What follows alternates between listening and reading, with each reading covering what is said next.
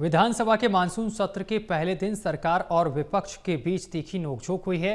नेता प्रतिपक्ष डॉक्टर चरणदास महंत ने राज्य में खाद बीज की कमी का मुद्दा शून्यकाल में उठाया और कांग्रेस ने स्थगन प्रस्ताव लाया, लेकिन जब उसे अस्वीकार किया गया तो विपक्षी विधायक वेल में उतर आए और नारेबाजी की, जिसके बाद सदन की कार्रवाई 5 मिनट के लिए स्थगित करनी पड़ी। और पूर्व मंत्री उमेश पटेल ने आरोप लगाया है कि सरकार जानबूझकर डीएपी की आपूर्ति रोक रही है ताकि धान की खरीदी में कमी आए। और इस पर कृषि मंत्री रामविचार नेताम ने जवाब दिया है कि विपक्ष को तथ्यों के आधार पर बात करनी चाहिए।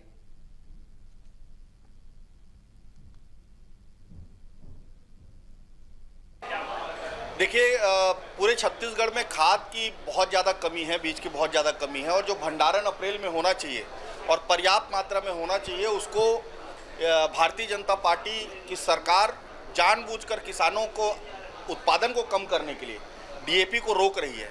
क्योंकि 1900 में इन्होंने नीलामी की है और 1900 की नीलामी जो है वो उसमें घाटा हुआ है। उस घाटा को दूर करने के लिए ये सरकार उत्पादन को कम करना चाह रही है और उत्पादन कम होगा तो इनको धान खरीदी कम होगी, इसीलिए डीएपी ये लोग कम कर रहे हैं। उसी के स्थगन प्रस्ताव आज हम लोगों ने लाया था और इस पे बहस हुई, चर्चा हुई और हम लोग निलंबित हुए। मैं समझता हूं कि विपक्ष का एक कर्तव्य है, धर्म है, अपना विपक्ष का धर्म निभा रहे हैं, लेकिन धर्म निभाने के आड़ में गलत बयानबाजी करना, मैं समझता हूं कि लोकतांत्रिक जो मर्यादा है उसके विपरीत है।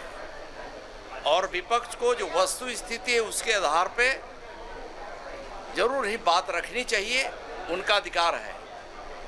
मैं पूरे सत्यता के साथ मैं अपनी बात को, शासन का जो पक्ष है, जमीनी स्तर में जो उर्वरकों की जो भंडारण है और उनका जो वितरण है, उसको लेकर के वक्तव्य दिया है।